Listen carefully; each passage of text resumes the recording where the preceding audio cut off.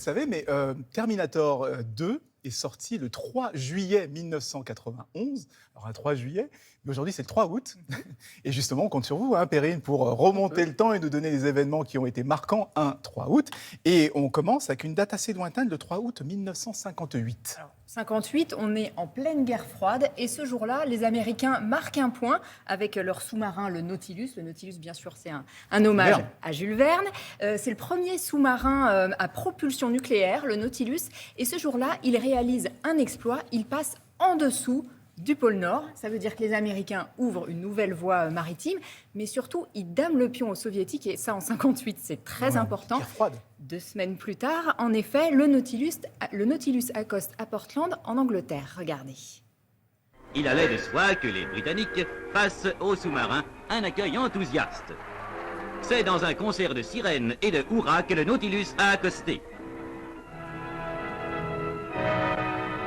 Et avec Portland, c'est le monde tout entier qui applaudit à l'exploit des 105 passagers du Nautilus et du commandant Anderson.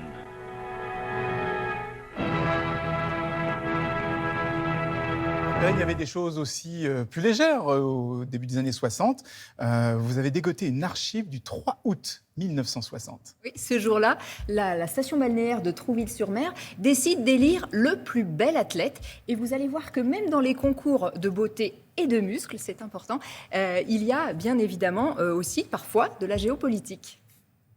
Tous sont déjà chevronnés, champions de département ou des 4 pays étrangers représentés, et ils ne sont pas moins de 5 à recevoir finalement la récompense de leurs efforts et de leur plastique. Le plus bel athlète d'Europe est élu, et avec lui, le plus beau de France, et enfin, pour mettre tout le monde d'accord, un champion international. L'ONU du muscle, en quelque sorte. L'ONU du muscle, hein, on retient la formule. Disons, dans les années 60, il y avait déjà des concours de beauté, de culturisme, quelque part. Musculature, exactement. Eh ben, le 3 août marque aussi la naissance de Jean-Pierre Raffarin en 1948. Oui, alors, et d'une élection à l'autre, dans ouais. un genre un peu différent. C'est effectivement à la faveur d'une autre élection que les Français découvrent Jean-Pierre Raffarin. Au lendemain de la victoire de Jacques Chirac sur Jean-Marie Le Pen, le 5 mai 2002, Jean-Pierre Raffarin est donc nommé Premier ministre. Et à l'époque, on pense qu'il va changer la politique, parce que c'est un homme de terrain. Il est donc nommé Premier ministre ce jour-là.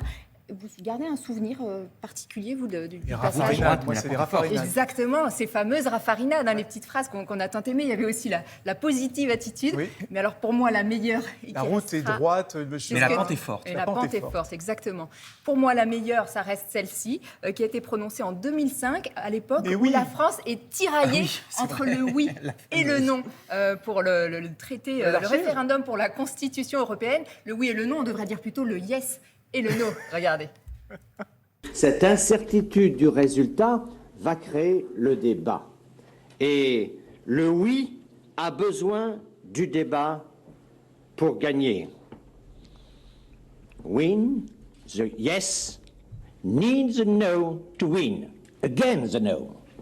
The yes needs the no to win against the no. Hein. Traduction, le oui a besoin du non pour gagner contre le non. Et évidemment, c'est une la palissade, mais parfois ça va mieux en le lisant. Non, mais ça fait sagesse orientale un peu. Exactement, moi je m'en lasse pas. Un moment impayable, yes needs the no to win. Alors le 3 août, justement, non, plus sérieusement, qu'est-ce qu'il est devenu Jean-Pierre Raffarin depuis ? Eh bien, Jean-Pierre Raffarin, il a été sénateur de la Vienne, et puis en 2017, il a décidé de se retirer de la vie politique, et depuis, eh bien, il continue de s'engager dans la coopération entre la France et la Chine. D'ailleurs, ça lui a valu quelques critiques.